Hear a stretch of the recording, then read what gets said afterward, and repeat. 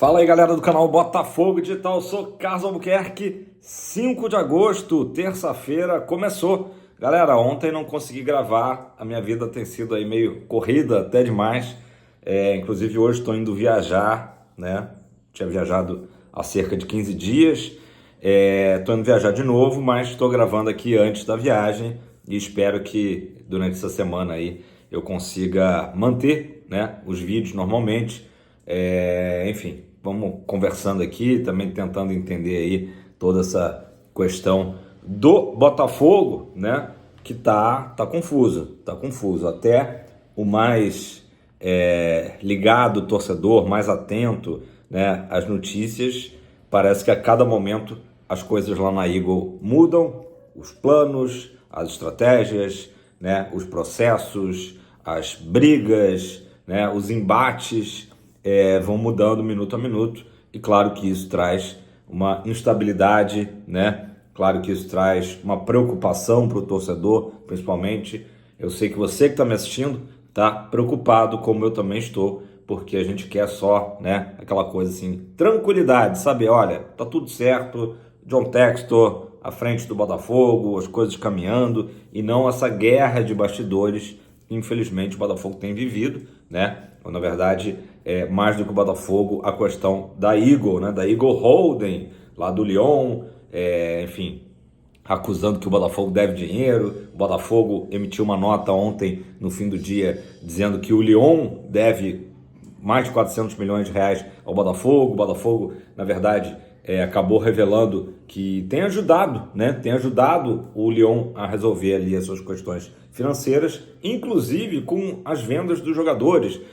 Luiz Henrique, até o Savarino, né, teria sido vendido ao Lyon, o Igor Jesus, o empréstimo gratuito do Thiago Almada. Então, uma série de coisas que o Botafogo, né, enquanto clube co-irmão naquele momento do Lyon, fez. Então o Botafogo, aquela história, né? No momento que o Lyon veio cobrar coisas do Botafogo, o Botafogo se defendeu e jogou no ventilador, né? Falou, olha, ocorreu tudo isso aqui, né? Então divulgou na imprensa para que justamente as coisas, os pingos nos is, né, sejam colocados.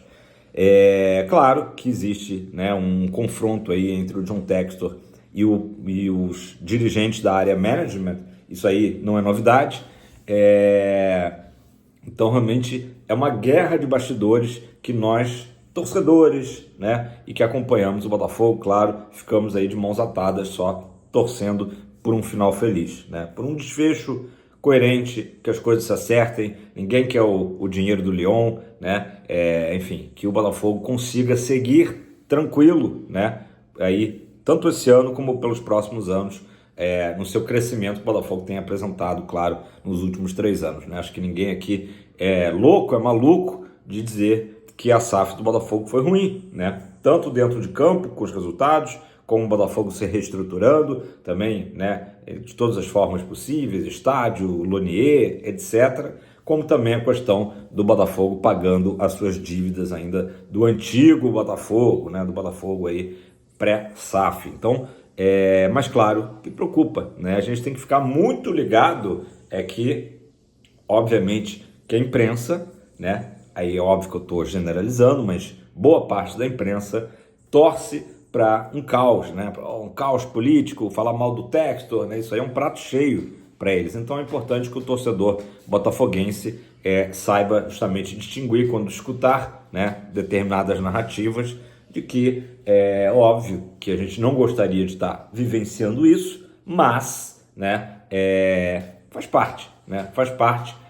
Como eu falei, uma guerra aí de gigantes, né? E às vezes o que chega até a gente, né, a gente talvez não tenhamos nem noção de tudo que está rolando, né? Ainda tem o bilionário grego, né, o Marinakis, que virou um parceiro do John Textor, mas óbvio que o torcedor fica aflito, né? Porque não existe almoço grátis, né? Então as parcerias, elas se constroem, né, não só pela amizade, mas principalmente pelos interesses financeiros, né? Tomara que o Botafogo consiga atravessar, né, essa situação toda e ter tranquilidade daqui para frente.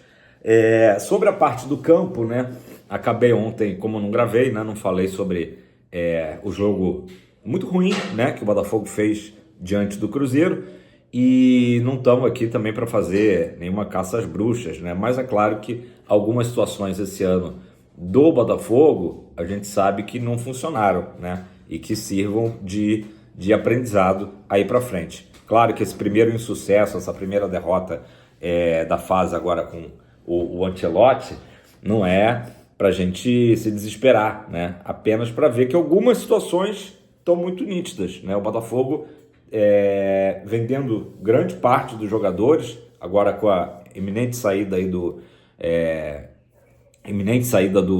John, né? O Botafogo, quantos jogadores campeões ano passado já saíram? Luiz Henrique, Almada, Igor Jesus, Gregory, bom, o Bastos não saiu, mas está aí fora, Adrielson, que acabou substituindo o Bastos. Então, muitos jogadores daquele time campeão acabaram saindo e é muito difícil você remontar a equipe. Será que o Botafogo remontou da melhor forma possível? Acredito que não, alguns acertos, mas também alguns erros, né? O Botafogo, por exemplo, hoje busca um ponta-direita. Então, assim, por mais que o Arthur seja um jogador que eu acho que é um jogador que pode compor o elenco do Botafogo, teve ali já alguns bons momentos, mostrou que pode ser muito útil, né? Ele está longe daquele perfil que o Botafogo conseguiu ter sucesso ano passado, por exemplo, jogadores mais altos, mais fortes, né? Então o Botafogo acabou contratando jogadores de menor estatura. Óbvio que não dá pra gente só contratar por estatura, né? Por exemplo, o Montoro, que é um jogador ali, altura mediana, não é dos mais altos, é um dos caras que a torcida tá mais satisfeita, porque tem rendido até nos piores momentos do Botafogo, como agora contra o Cruzeiro, né? Então, assim, muitas lições estão ficando nesse Botafogo, assim como o Botafogo aprendeu várias lições em 2023 e que ajudaram nessas lições a construir o Botafogo vitorioso de 24, o Botafogo agora de 25 também tem aprendido essas lições. Claro que ainda dá tempo de corrigir, né, algumas questões, porque estamos aí em vias, né, amanhã de termos uma classificação para a próxima fase, as quartas de final da Copa do Brasil. Então o Botafogo tudo dando certo, né, e conseguindo pelo menos um empate ou até uma derrota por um gol só de diferença contra o Bragantino, se classificar para a próxima fase. E no dia 14 já tem oitavas de final contra a LDU no Nilton Santos, né? Então o Botafogo ainda tem totais condições em Libertadores e Copa do Brasil. Naturalmente que o Campeonato Brasileiro a coisa ficou difícil, né? Foram muitos pontos perdidos recentemente mesmo, inclusive dentro de casa, né? Empates contra a Vitória e Corinthians, jogos que o Botafogo tinha totais condições de ter vencido, e agora essa derrota contra o Cruzeiro, que, verdade seja dita, foi até merecida, mas enfim, era um jogo que, por estar jogando dentro de casa, com apoio da torcida, né, o Botafogo poderia ter pontuado, né?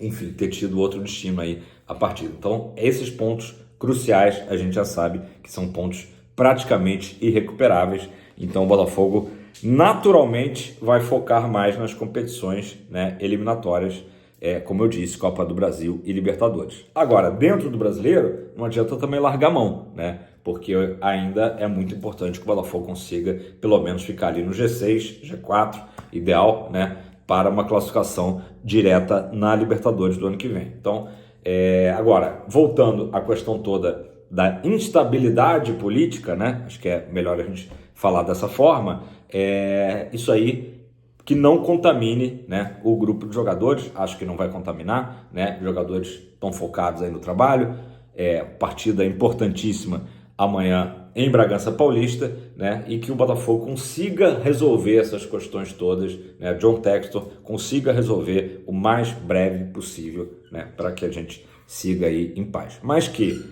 os erros desse ano, né, não se repitam no ano que vem, que o Botafogo consiga corrigir isso. Falando em esse ano, o zagueiro Dantas, né, que tem sido uma novela, aí essa tentativa do Botafogo contratar o jovem zagueiro do Novo Horizontino, ficou de stand-by, né? Ficou de stand-by. O Botafogo, no momento, busca aí outras alternativas de nome. O scout do Botafogo apontando outros zagueiros, já que o Clube Paulista, né, não está facilitando muitas coisas. Deu uma emperrada, né? Então o Botafogo já não vê mais o Dantas como prioritário, né? É uma pena, porque é um jogador aí com um perfil bem interessante, mas nem sempre as coisas vão acontecer do jeito que a gente gostaria. Com relação ao goleiro John, né, muito criticado, não foi bem ali no primeiro gol do Cruzeiro, né, já estaria com a cabeça no West Ham, enfim, o que se sabe até o momento?